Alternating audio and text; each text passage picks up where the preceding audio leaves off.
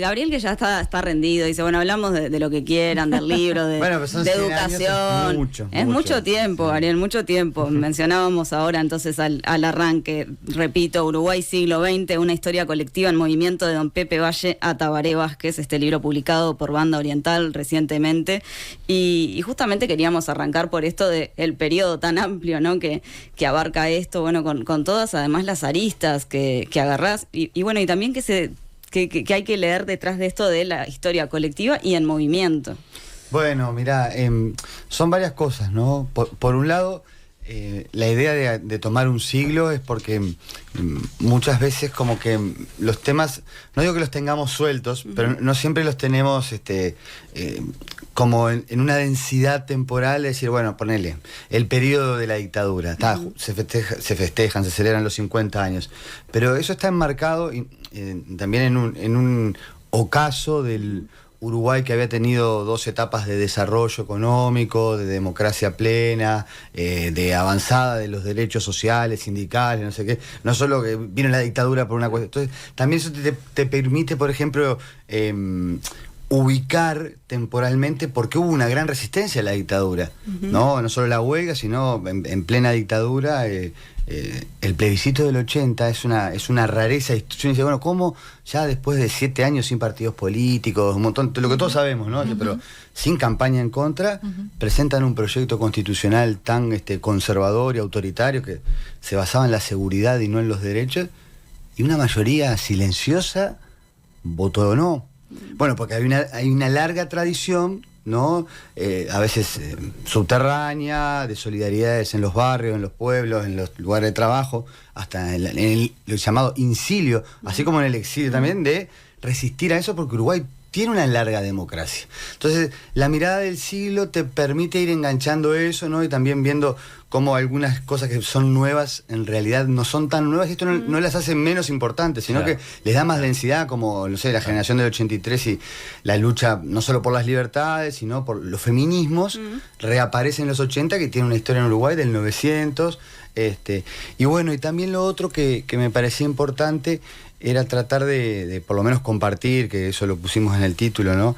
Que en Uruguay, si bien las 2 figuras que aparecen en las puntas, Valle y Tabaré Vázquez, han sido súper importantes, en realidad ellos son metáforas históricas, son personajes indudables, pero que son como las puntas de iceberg de procesos sociales y colectivos, ¿no? De transformaciones, de cambios, de avanzadas en nuevas formas de hacer la política, pero que a su vez muy uruguayas, ¿no? Pensemos, porque Tabaré Vázquez simboliza el triunfo por primera vez de la izquierda, y ganó con el cambio a la uruguaya, ¿no? Y Valle y Ordóñez, que tenía toda una perspectiva de país Suiza de América, pero en realidad tenía todo ese componente de ser un país nuevo, y además tuvo que hacerlo, por eso digo, son puntas de iceberg, teniendo en cuenta las demandas de los blancos y de Aparicio de Arabia, que le hicieron hasta una revolución para que democratizara el país. Bueno, y en esas puntas la historia es colectiva, no es solo de esas figuras, y se mueve mucho. Uruguay no es un país que no pasó nada, eso es lo otro que yo quiero combatir, ¿no? Que ha habido cambios. Que se utilizan y que las recordamos habitualmente. O sea, habitualmente vos escuchás hablar a políticos o a ciudadanos de lo que fueron los vallismos, los 2 gobiernos de Valle, lo que se planteó, sabemos el tipo de leyes que se crearon ahí, pero también se suele ir a los gobiernos de Tabaré Vázquez, sobre todo al primero, a remarcar, bueno, el primer gobierno de izquierda, de los planteos que tuvo, son puntas que están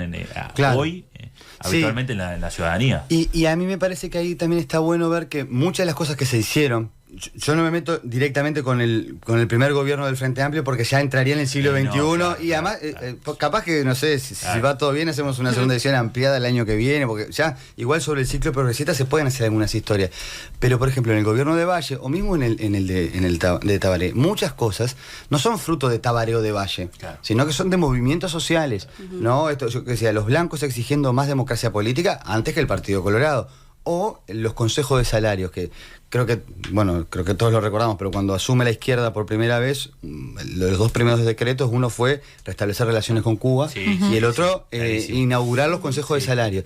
Ahora, los consejos de salario son una historia política muy potente de Uruguay. Se crearon en el año 43, cuando se recuperó la democracia, después que estuvo el régimen de Terra, que fue un régimen, ¿no? Por lo menos señalado como dictatorial por la oposición al terrismo. Dictadura buena. Claro, o dicta blanda le decían, dicta blanda. No, después el golpe bueno fue el de Valdomir, que fue el que rearmó la democracia. Pero los consejos de salida se votaron por todo el parlamento del año 43, donde la mayoría era blanca y colorada, y se mantuvieron durante toda la segunda etapa del llamado neovallismo, pero también se mantuvieron durante los colegiados blancos. O sea, duraron 25 años, fueron muy importantes para que el movimiento sindical tuviera una gimnasia de participación política y de presencia en la agenda de decisión, no solo del salario, de las condiciones de trabajo, de la distribución de la riqueza.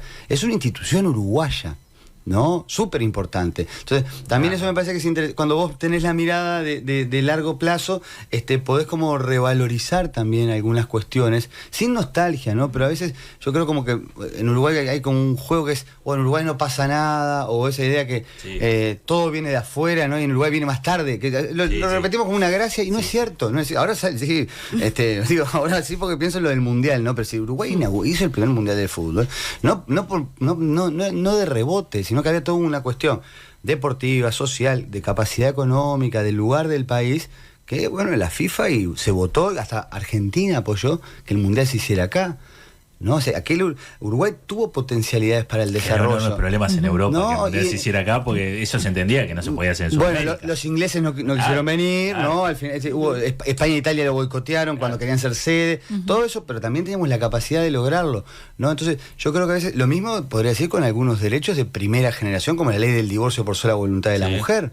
Entonces, eso, sin hacer una historia nacionalista, ver la perspectiva de larga duración, podés entender cómo, bueno, Uruguay capaz que con la tercera generación, los derechos vinculados al matrimonio igualitario, a otra política de drogas, que parece increíble que el mundo no está cambiando. Bueno, y Uruguay, yo no digo sentirnos diferentes, pero porque sí, somos latinoamericanos, pero también veamos esas cosas que tenemos, y sobre todo a mí me interesa mucho ver que hubo 3 elementos, ¿no? Porque cuando vos decís, ¿para qué 100 años? ¿No? Bueno, 3 elementos que son como la clave para poder desarrollarnos, ¿no? Como sociedad, que es que haya democracia, o sea, los momentos de desarrollo es con democracia, ¿no? Más extendida la participación. Democracia no solo electoral, sino que se puedan escuchar a los sindicatos, escuchar a los movimientos sociales, que la democracia no quiere decir estar todos de acuerdo, pero sí integración, debate, participación, ¿no?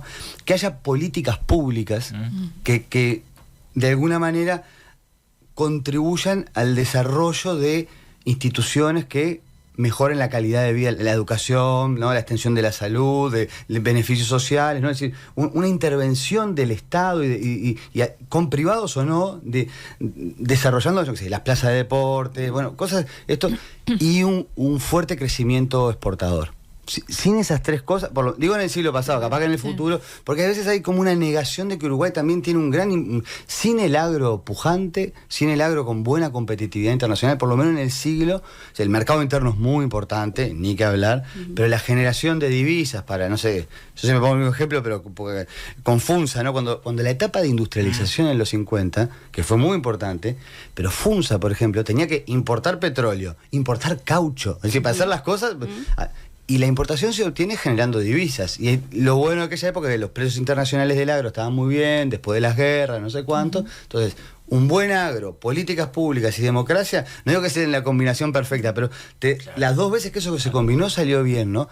Y cuando hubo un tercer intento, que fue el que lideró Wilson Ferreira, que llamó el proyecto de la CIDE, ¿no? La Comisión de Investigación y Desarrollo Económico en los años 60, el gran problema fue que en Uruguay ya el agro no era pujante. Y ese proyecto se vio frustrado, y además vino, los 60 es una época tremenda, ¿no? La Guerra Fría cultural, ya la democracia se convirtió en un espacio muy disputado y también desprestigiado, ¿no? Entonces, como que el tercer reformismo posible que hubiera sido el de Wilson, y bueno, y después hubo un fraude en las elecciones en que se presentara Pacheco, muy complicado, ¿no? Hay un ocaso de aquel Uruguay, pero bueno, verlo todo en esa película me parece que puede ser útil. Ahora, más allá de todos estos mojones tan importantes y áreas tan importantes, en el libro también destacás, mencionabas recién el fútbol, pero también el carnaval, ¿no? Sí. Algo muy nuestro, algo muy uruguayo. ¿Cómo nos ha marcado la evolución de estos dos a lo largo de las décadas? Bueno, ¿no? Esto decías, ahora somos exportadores. Bueno, claro. Eso es algo que está claro, ¿no? Cómo pasamos a ser exportadores de futbolistas. Claro. Pero primero el carnaval, porque si no nos vamos al fútbol. Yo creo que hay trabajos muy buenos. Una cosa que no lo mencioné porque estamos charlando, yo capaz que muy apurado, ¿no? Pero hay una ventaja que cada vez hay más investigaciones. Por ejemplo, en nuestro caso, lo que vos me decís, Milita Alfaro. Claro. Como que en historia también, por suerte, se ha ido ampliando los campos de investigación, la historia política, la historia social, la historia de las mujeres, la historia del movimiento sindical, la historia del deporte, la historia del carnaval. Entonces, una de las cosas que Milita Alfaro señala, que a mí me parece como muy sustancial, es que el carnaval es como uno de los primeros casos de música o sonido popular, ¿no? Claro. Así que puede pasar algo similar con el tango. Lo que pasa es que el tango es bailable y el carnaval tiene además la expresión de la sátira, la crítica. Y hay una cosa que se combina, ¿no? En el 900, carnaval y fútbol, y es que empieza a hacerlo la gente. Hay casi 200 tablados en la década del 10, ¿no? En las esquinas, en los barrios, organizaban los vecinos. Mira, es una cosa, a mí esto me fascina, ¿no? Pero pasa lo mismo con los clubes barriales. Claro. Algunos eran club de bochas, pero otros club de bocha, cancha de fútbol y de básquet, no sé qué. Hay otro historiador que se llama Luz Uriaga que habla de la epidemia de clubes, ¿no? Que vos cuando mirás de repente en 1910, en todo el país y en todos los barrios hay clubes. Hay clubes, y muchos clubes con tablado o almacenes con tablado. Es un fenómeno popular, pero al mismo tiempo, ¿qué pasa? Eso permite que se exprese gente de diferentes clases sociales.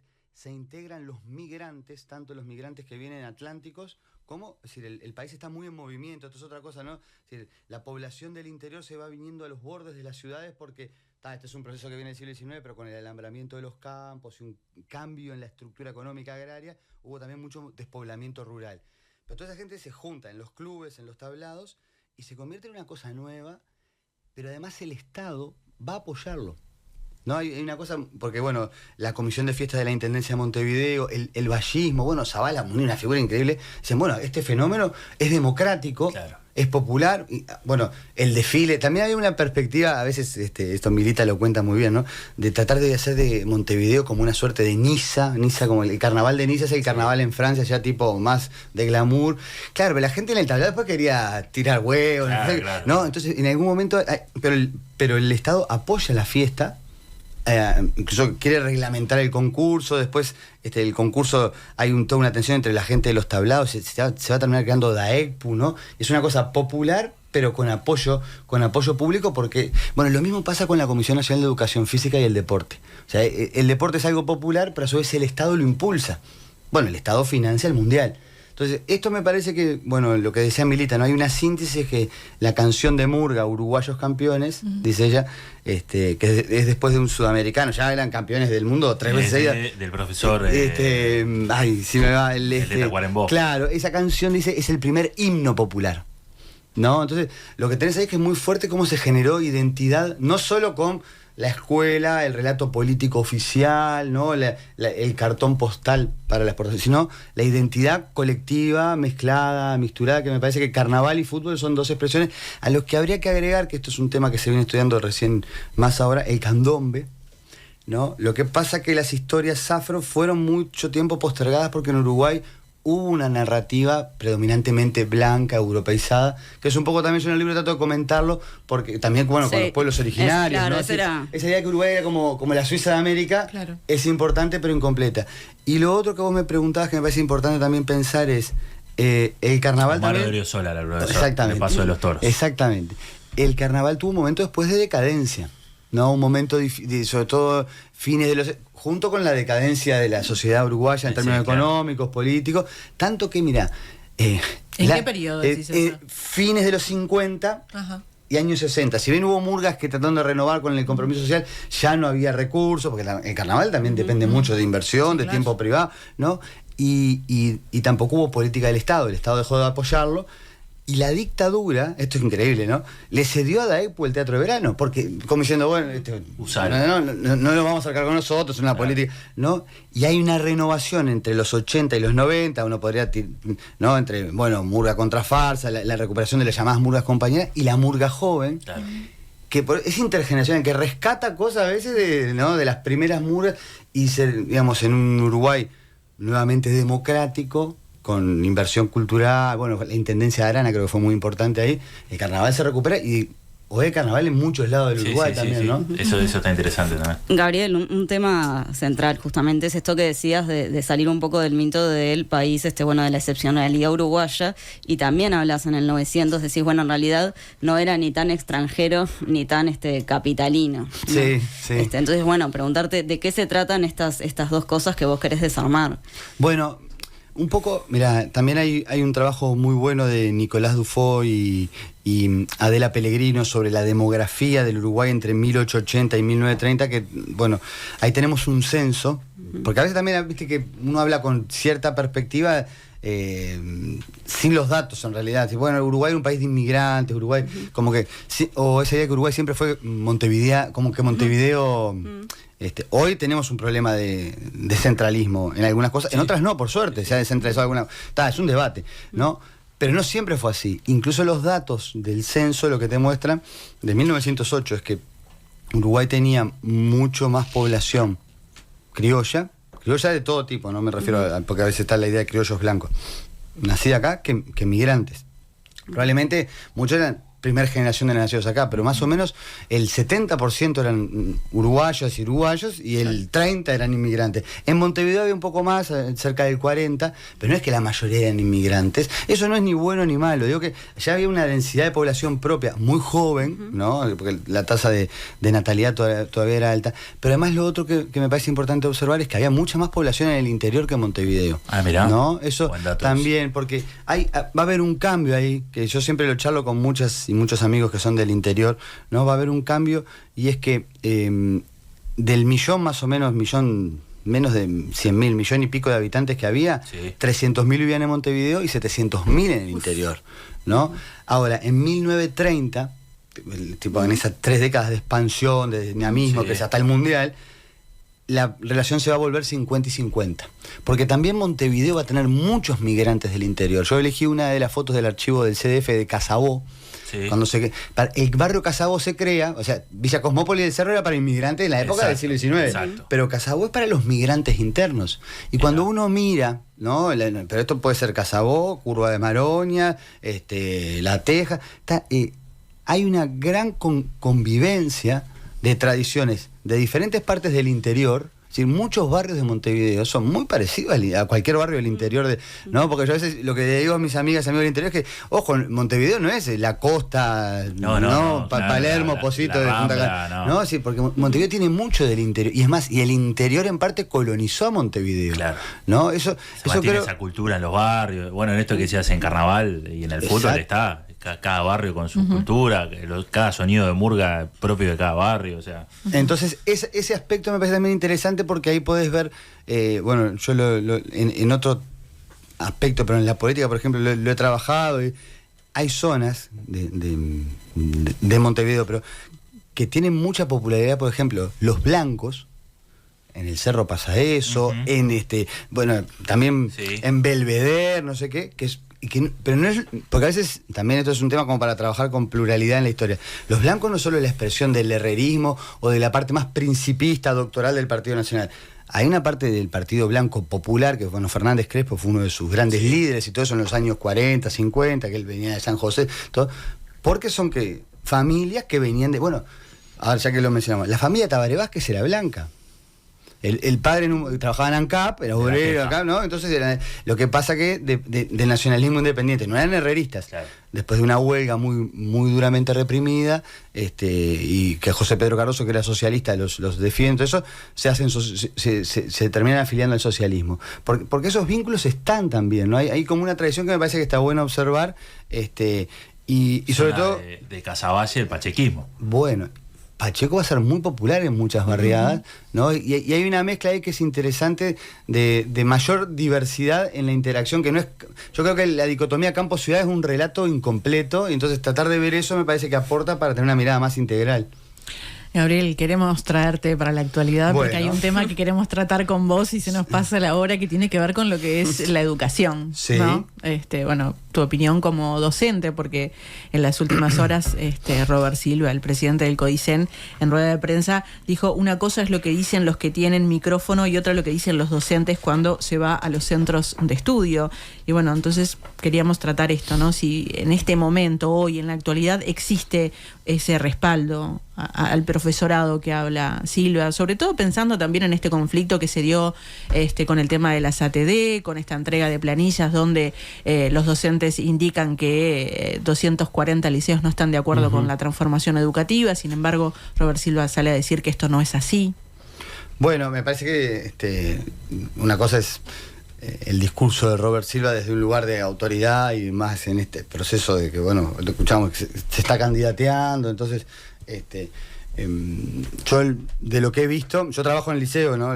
Tengo micrófono por otras razones, pero también por ser profesor, ¿no? De lo que yo he vivido, convivido y también he seguido, no se ha generado, ya desde hace 2 años, podemos sacar la pandemia del medio, ¿no? Pero no se ha generado un mecanismo sustantivo de participación en donde las propuestas y las críticas docentes hayan sido tenidas en cuenta.